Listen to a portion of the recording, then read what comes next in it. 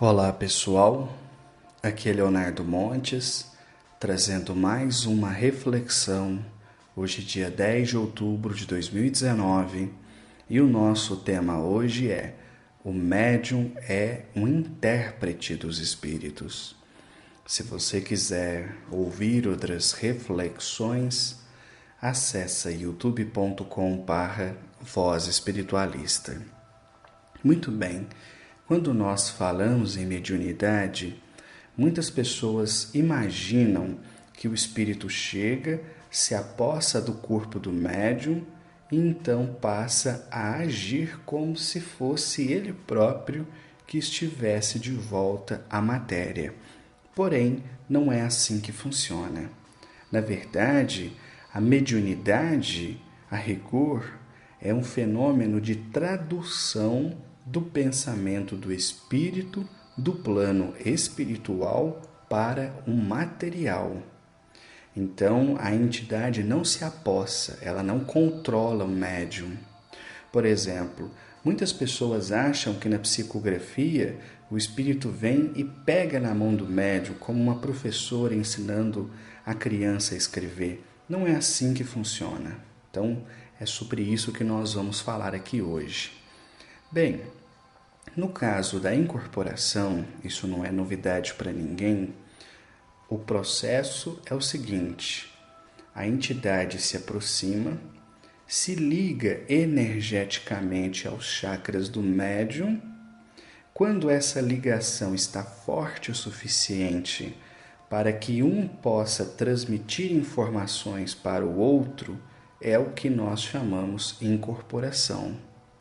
Mas, por exemplo, você acha que quando o médium incorpora um preto velho, que o preto velho fica ali falando na orelha dele e então ele simplesmente repete? Não é assim que funciona. Olha só que interessante. A entidade está ligada aos chakras do médium.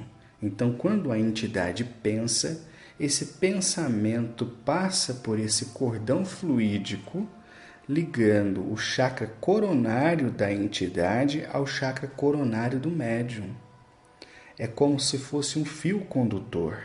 Então a entidade pensa naquilo que ela quer dizer, esse pensamento viaja por esse cordão, chega até o chakra do médium, incide sobre o cérebro, que vai fazer ali por processos que nós ainda não conhecemos, processo de decodificação daquela mensagem e que vai traduzi-la para o plano material, sendo uma informação que sai através da boca do médium quando ele está incorporado.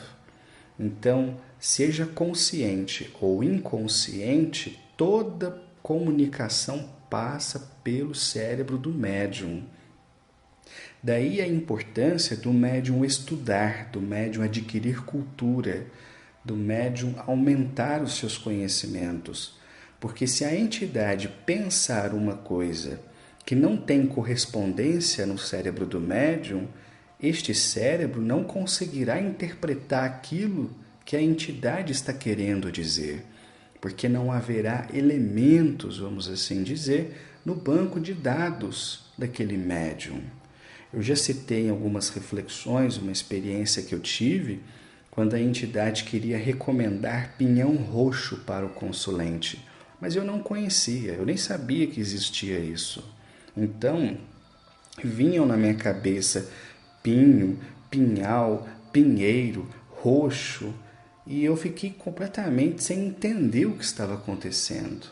Como não havia aquela informação previamente em meu cérebro, a entidade, ao emitir aquele pensamento, o meu cérebro tentou encontrar as palavras mais próximas daquela que a entidade estava querendo dizer.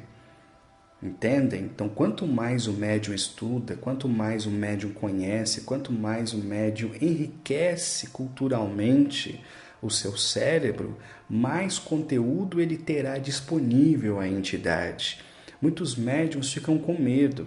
Eles acham que quanto mais eles estudarem, mais eles vão querer dar consulta no lugar da entidade. Não é assim. Isso é tão rápido, esse processo de decodificação do pensamento da entidade, na transformação de uma palavra articulada através da boca do médium, é tão rápido que ele acontece em milésimos de segundo, porque o cérebro é o nosso grande computador da vida material. Ele vai processando aquelas informações que vão chegando através do que a entidade está dizendo. Portanto, médiuns estudem. E é curioso que esse mesmo fenômeno também se aplica à psicografia. O espírito que vai escrever não pega na mão do médium como uma professora querendo escrever as letras. Ele pensa no que ele quer escrever. Esse pensamento chega até o cérebro do médium, só que ao invés de ir para regiões que controlam a fala, como na incorporação, esse pensamento será direcionado para áreas motoras. Então, ao invés de falar, o médium escreve. E é assim que surgem as psicografias. E quando o espírito precisa assinar para deixar aquela letra o mais próxima possível da sua própria caligrafia, ele então emite vigorosos pensamentos que incidem com muita força na área motora, fazendo com que naquele momento o médium consiga escrever com uma letra mais próxima daquela que de fato possuía o espírito comunicante. Olha que interessante, não é?